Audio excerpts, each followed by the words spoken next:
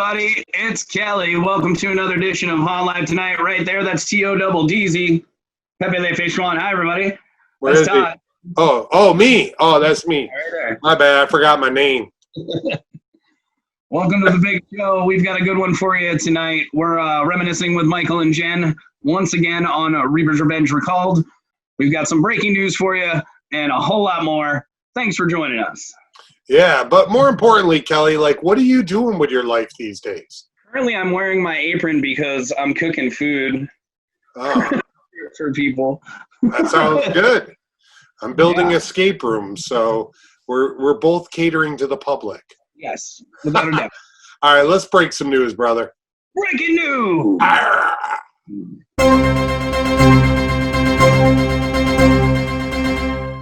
Breaking news, everybody. We're back. We are back, and wow, things are really heating up, Kelly. Right now the hot topic is Delirium, and everybody getting updated on what's happening with our newest fifth attraction at Reapers Revenge. Yes, the interior of the building is being painted as we speak. Yes. And it's very exciting. I told Travis it was going to be fuchsia, but actually it's going to be black because that's the only color hunters know is jet black. Let's do this. But so we're excited about that. Electric's in, and the walls start going up in less than a week. The walls will be going up, and then we'll be starting to show interior footage, and we are going to start leaking more of what this attraction is really about. Right now, it's just Delirium. But I really like the logo we were working on the other night. Maybe I'll put that up on the screen right now and just show people that we're working on some stuff. Let us know what you think. Well, that's all I got for news, man. We built we rebuilt the roller coaster in the carnival, redoing the deck on the witch's cabin. We got just minor repairs and stuff. Been shoveling a lot of stone just to make sure everything's are good. And we updated our queue line to effectively manage the crowds this year, social distancing, spacing, and efficiently operate so that we can get people in and out. But we're in the planning we're going to open, that's our plan. We're not calling it off at all right now. But shout out to our friends at Eastern State that decided that this season wouldn't work for them. Brett and everybody over there, our heart and prayers are with you. Come see us for the haunt and maybe do some guest acting. Yeah. All right, let's get the Reapers recalled. Here's Jen and Michael with Reapers Recalled. Thank you. You kind of repeated what I just said. I did. Okay. That's why our show's so professional. We're good. So good. We're so good. Wow!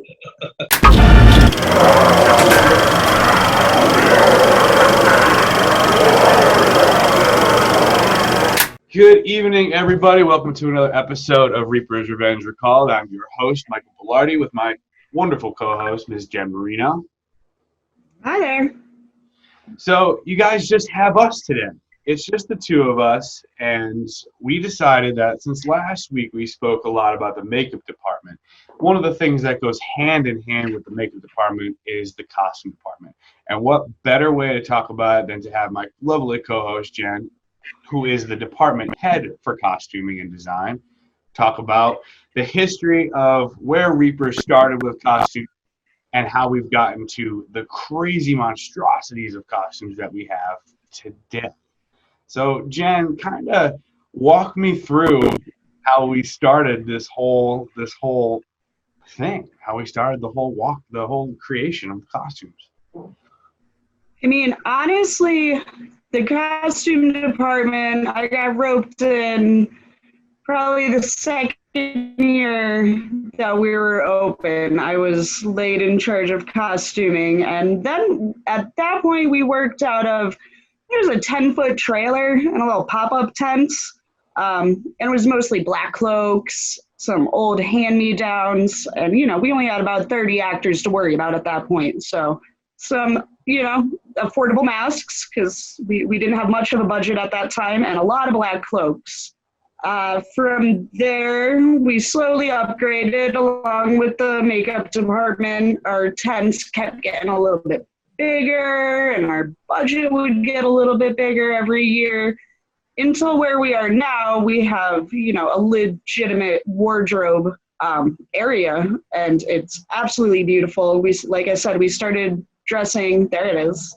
That's not even half finished, but yeah, from a 10-foot trailer to this has made my life so much easier.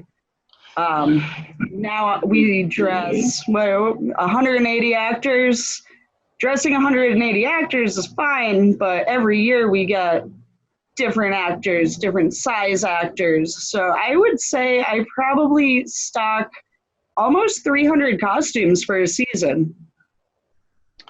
300 costumes. I mean, the costumes, a lot of them are creations of your own. You're kind of working with a number of different mediums. Like, yeah, we go to these awesome trade shows, and we pick up a lot of cool things, but a lot of the costumes that we have here really don't get out there unless, they've been fine-tuned by you, they've been stitched, created, and or, completely manufactured from the things that you're given.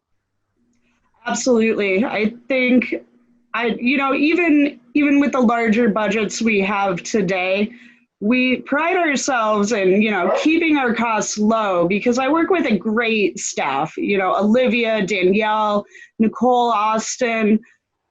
These girls are wonderful for taking the hand-me-downs and Salvation Army finds, and we modify and we add and just make them something truly good looking. We try not to send any actors out there half dressed. Not like poor Carl right here. Yeah, these were the early days. This was probably in the tent and trailer days. So you can see, if you've been to our show recently, we have really come a long way. This was straight up hand-me-downs. Apparently we must have needed a clown in drag that day. I don't know, not one of our best works, but no, but I mean, Carl's in this makeshift outfit. A lot of the stuff is donated things. Like, where do you find a sweater that has like little trees on it and cows, and then this blue tutu and a purple afro with a tiara? I'm pretty sure I know that tiara. I'm pretty sure I know that tiara. You've worn that tiara many times. That particular sweater, this is how far my memory reaches. I know that Karen Menges donated that sweater because we wanted her to dress like a grandma once. So she brought all sorts of these great grandma sweaters for us. So I know exactly where that came from. The tutus, we get a lot of donations, old dance costumes, but I spend hours and hours, yearly, and I never really stop. It's one of my favorite things, is going to thrift stores, flea markets, auctions, and that's really where we find a lot of our pieces and how we're able to keep our costs low enough to dress 180 actors and have the availability to dress different body types. Oh, absolutely. I mean, like some of these things are simply sweaters and T-shirts that you've actually taken UV paint and paint to, and stitch. Like some of this stuff, back in the day, 8-9 years ago, we were, every once in a while, we would go to Spirit of Halloween and we would shop, and pull and hodgepodge things together. I mean, you got these three guys, which we all love these guys. I know Rossi in there. And I'm not sure who that is on the right. Is that Goody? I think it's Goody in the middle. We have Rossi, Goody in the middle, and then I think that's Yakum for way back in the day. I don't even know if you were here during Yakum's days, but this is another great example. This was probably the first year that we added clowns to the forest walkthrough, and they came to me. They said, you don't have a budget, but we need clowns. So it looks like I grabbed some sponges and some bright colored paints and did our best. And here's a few years later, you can see that we are slowly upgrading. The paint got better. We still do things like that. We'll take old suit jackets and paint them up and modify, add clown poofs and buttons, that sort of thing. But again, we hold on to things for so long, and I try not to let anything go to waste. I've had the girls, Nicole and Danielle and Olivia, straight up yelling at me, Jen, throw things away, get rid of them. I said, no, we might need this. Yeah, so this way we know when you're feeling fun and crazy, you put things on like this. Yeah, see, this is the best part of the job, because people bring bags of donations or whatever, and then I just start dressing. Normally I'm dressing up other people. Today in this picture I must have been feeling frisky with Sheila there. I love when the kids bring up like random heads. Now we have a lot of like, makeup and hairstylists that, go to school and they end up with these. That's originally like a mannequin head that someone would practice makeup on, or they would practice a hairstyle on. And I remember one year somebody brought one up that they said was the mannequin version of me. There was a beard, it had super long hair. Yeah. And like they gave it to me like this is a present. And if I'm not mistaken, I'm pretty sure that's what hangs up in the chainsaw scene at on the wall.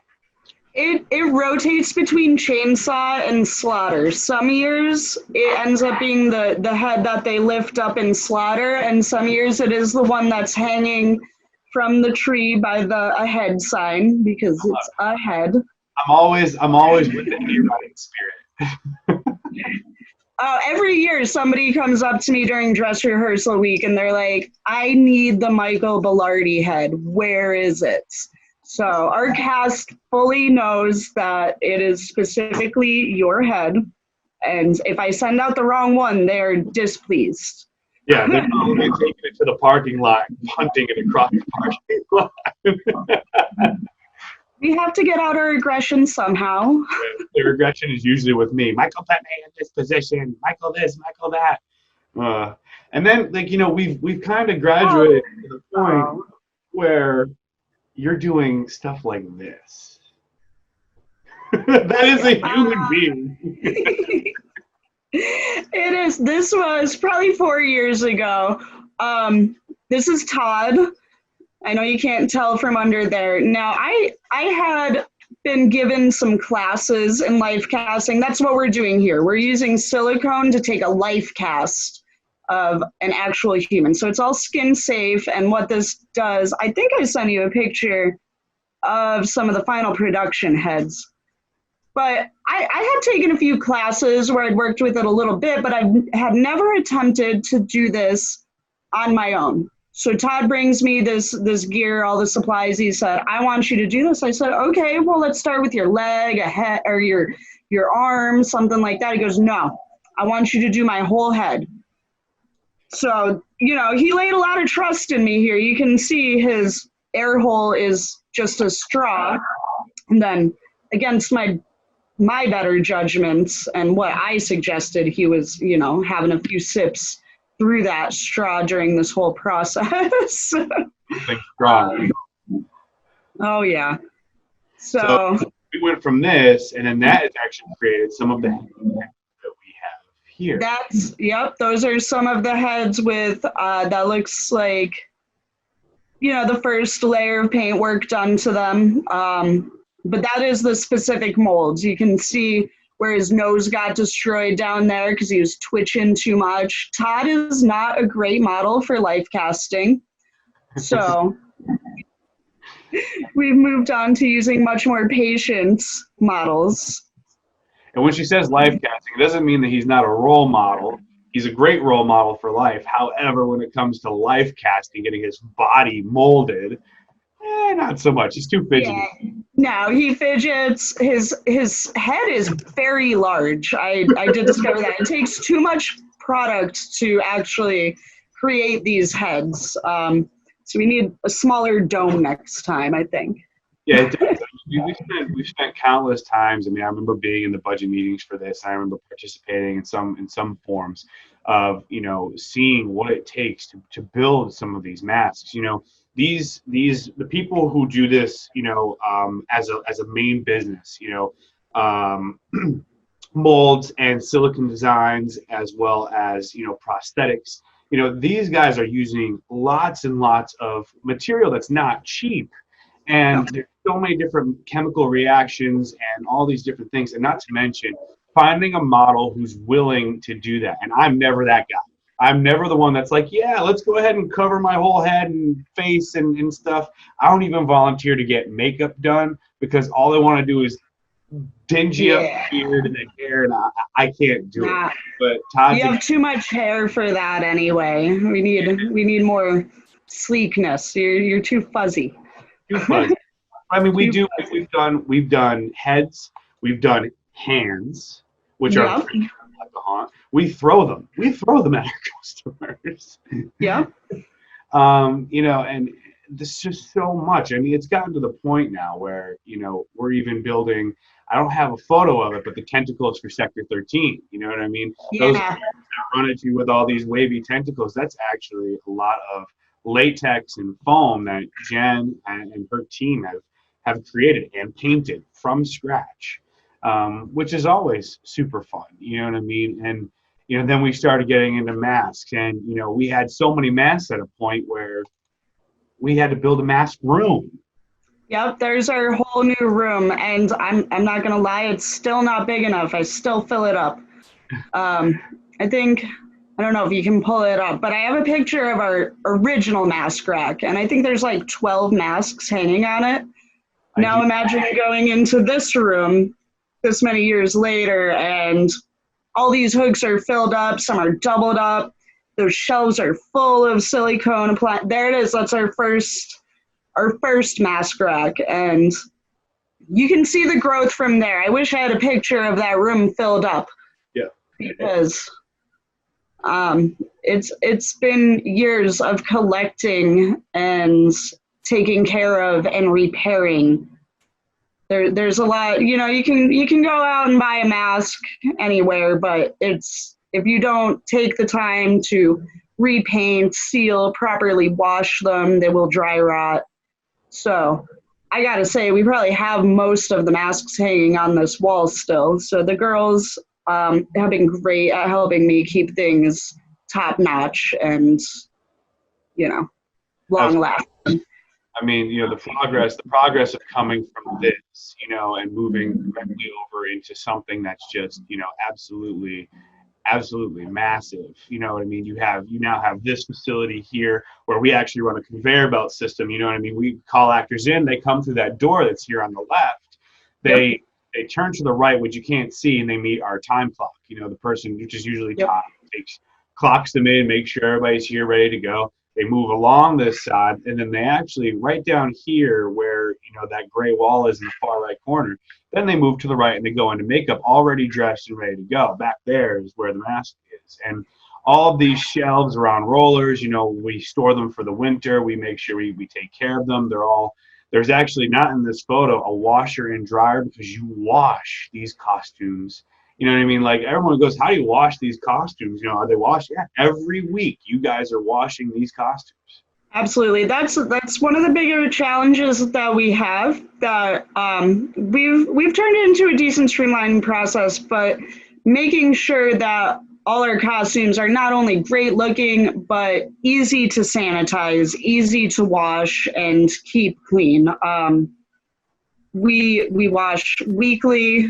I know coming up this year, there's going to be a lot more attention paid to sanitizing and washing all around in the haunt industry. And I gotta say, with the team I have, I'm not so scared. We have it down to a science, and we're not really going to change much of what we're already doing.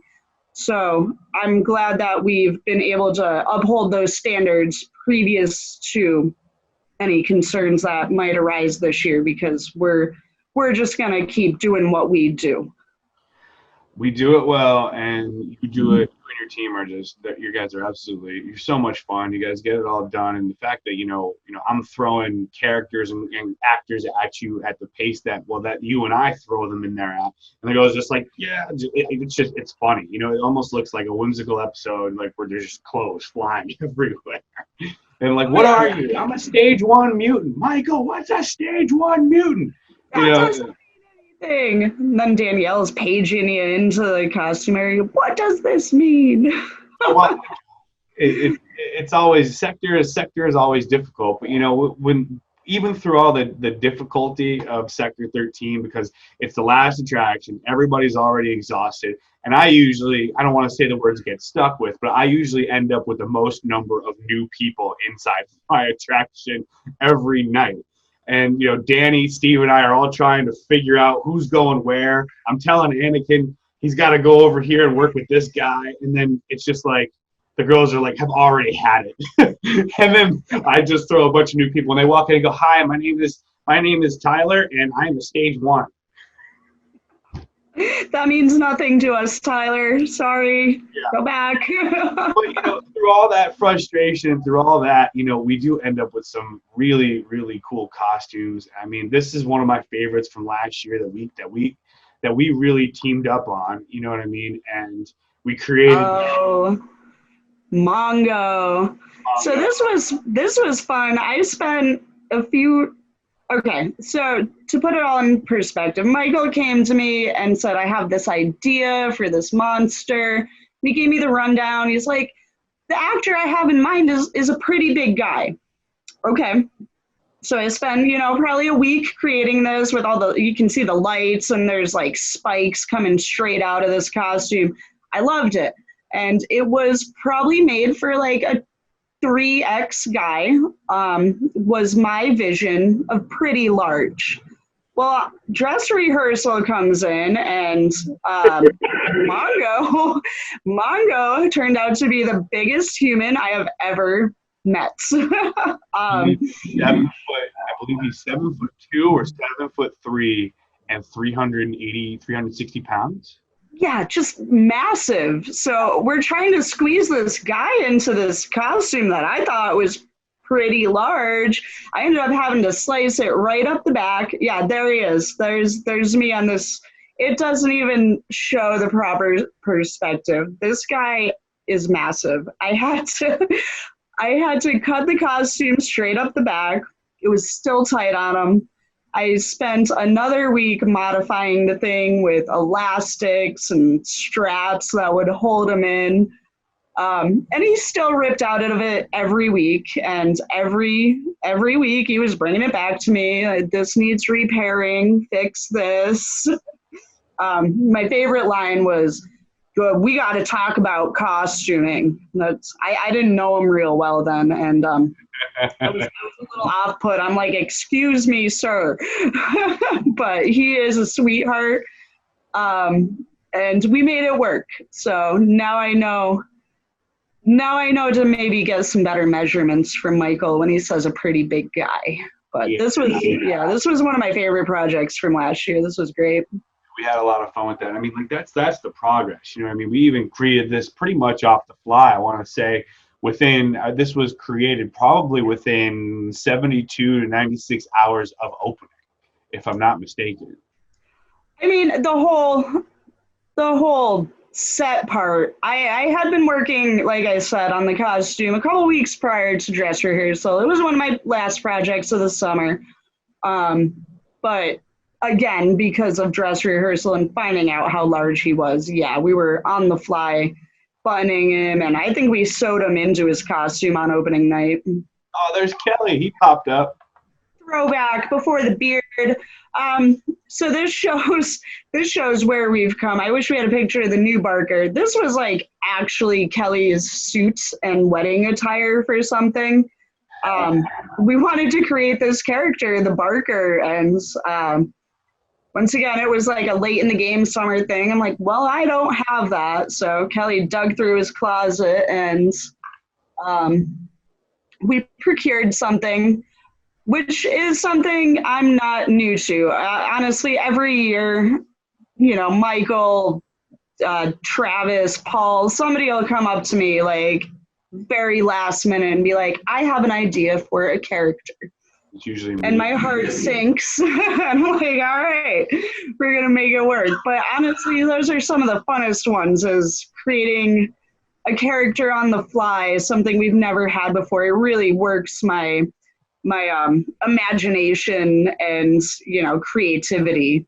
to the core. Just, yeah, because I can plan things. I plan things all winter long, but sometimes the best stuff is just from the seat of our pants. It really is. And that's sometimes like the thrive and energy. I mean, you know, over the years, I wish we had a photo of the old final scene characters because, you know, I'm looking here and some of the photos I took last year for marketing, you know, really kind of, you know, changed dramatically. I mean, now you got to remember, I've worked the hayride, but I haven't worked it entirely like I used to, where I would be on the whole mountain and I'd spend hours on the hayride at least every night. Now, this year was the first year I was able to kind of get back into the hayride because I was doing a lot of marketing stuff, and I discovered, you know, what the final scene had changed into. And I mean, let me give a bigger body shot here. This is just insanity. Oh yeah, I love this piece. This was not created by us. This is, I want to say it's Nightmare Productions. I'm honestly not sure that's the correct name, but the bodysuit, that is a piece that we bought from the trade show. But again, we buy pieces from these trade shows or, you know, online or wherever. There's still a whole lot of work that goes into completing the costume. This was just a chest plate. We had it custom made, so it glowed under UV light, and it came in. It was absolutely gorgeous. The mask I had shipped in came in. Turns out it did not glow under the black light, so I had to give it a new paint job. And then creating the rest of the costume, because that chest piece is so great. You can't just send somebody out there in, you know, black pants and a black T-shirt. We had to create like, I don't know what the word for it is, like a gauntlet type belts. And I took some old skull molds and made knee pads and gave them the wrist guards to really complete the look. So, you know, while we do purchase some bigger pieces in, we almost always modify them to suit our needs. There he is. I mean, love that guy. The detail in this stuff. And this was the mask that you had to repaint so that it would, you know what I mean? And you added a whole lot of contrast to this. You added a whole lot more depth to this so that this way it would glow like the rest of the bodysuit does. And I mean, I think personally one of my favorite additions over the years has been the development of how psychotic the clowns in the Lost Carnival have become. Yeah. I mean, first of all, we love this actor, Alex. He's so talented in so many ways, always has a positive attitude. He is so kind, but he can be so terrifying when he wants to be. Oh, yeah.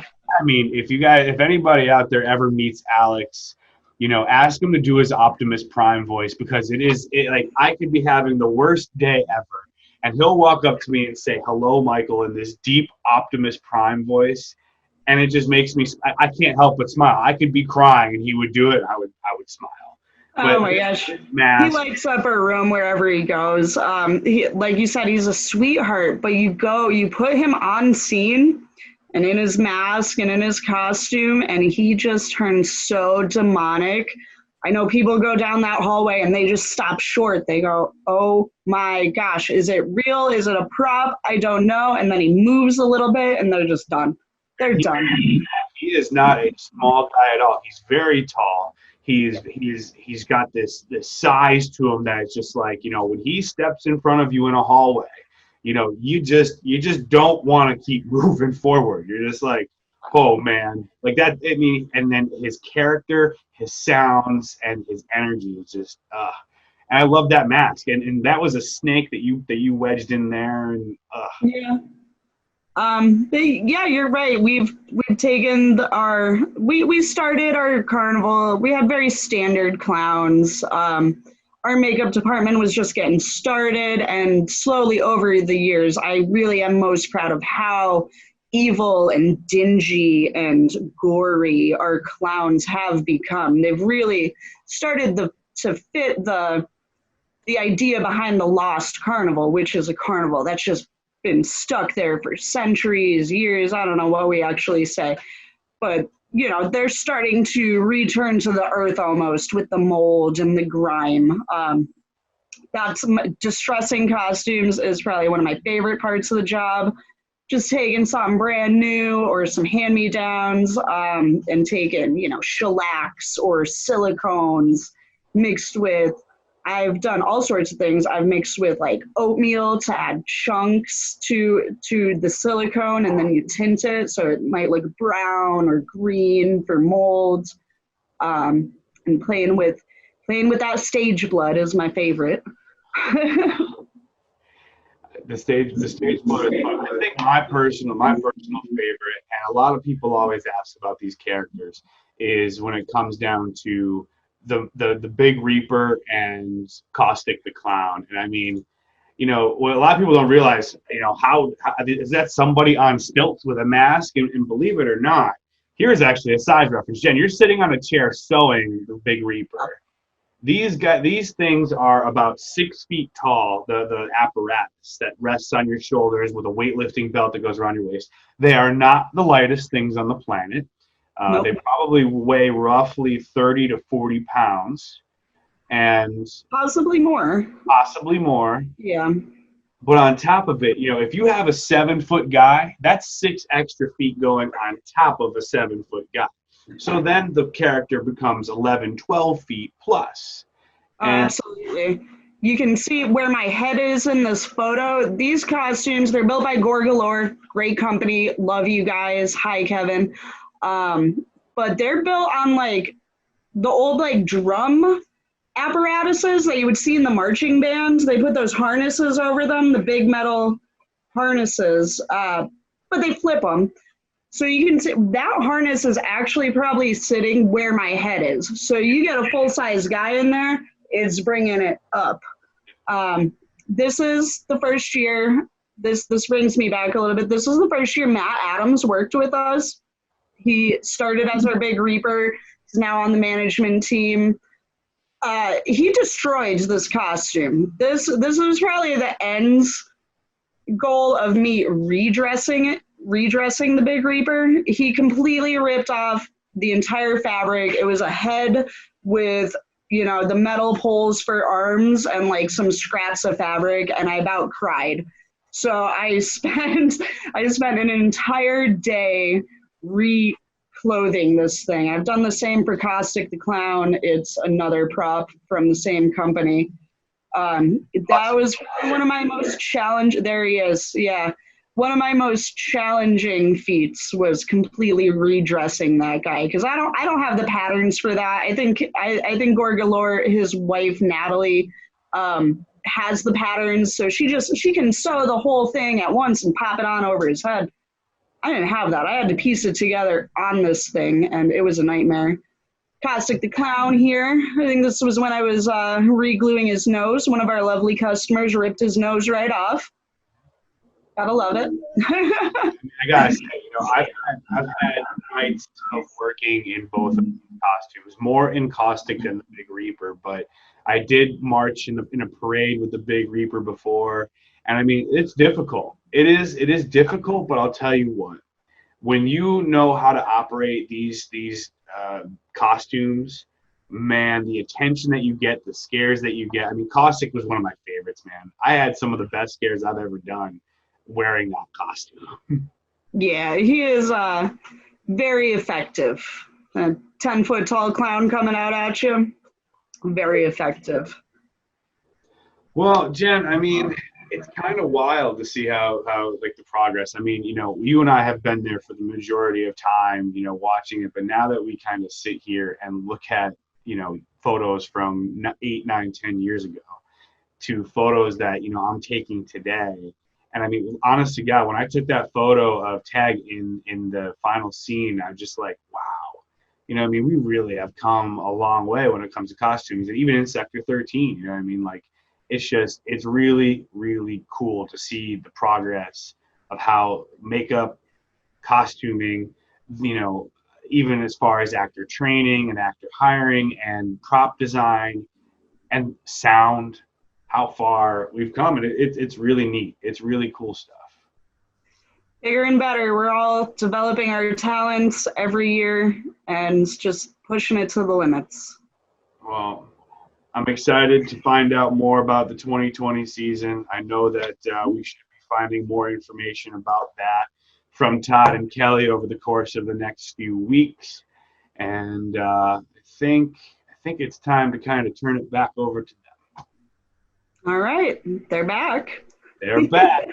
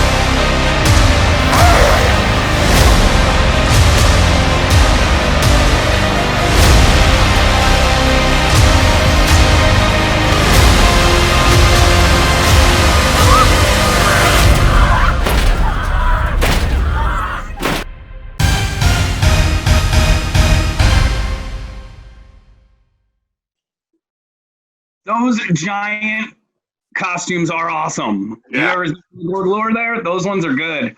Yeah, I mean, it always amazes me what Jen does in the costume department, and I mean, hands down, and all her scenic work too. But I mean, we've got an amazing makeup, costume, scenic, building crew, infrastructure. I mean, sometimes I don't think people realize really what it takes to be, the level of the show. I mean, there's other haunts our size, obviously, across the country, but we're an elite squad. I mean, it's a lot to get this show to that level. Yes. Yeah. I don't know what you were doing, but I kind of copied it. Guns blazing. I don't know what I was doing. I was like, I was like making signs or something. I don't know what I was doing. I probably pissed off some gang with that, but yeah. So I actually watched Dave last night, Little Dicky, and he thought he was doing the Little Dicky sign, and it's actually a Crip sign. I was dying though. There's one time that it really made me fall out of my chair. That's awesome. Yeah, it was really good. So, hey, man, let's get out of here. It's another great show. Happy to touch base with everybody. And, keep tuned, man. We got a lot more coming. And promise we're going to have a lot. When this building's up and operational, we will be sharing a lot of stuff. But really the best way is to come to Reapers Revenge this fall, 2020, to see the great show. Well, we'll see y'all then. Thanks for coming out. Later.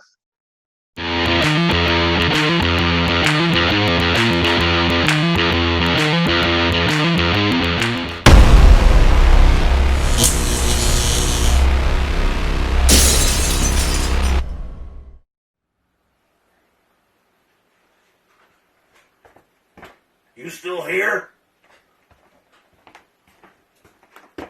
It's over. Go home. Go. And get off my lawn.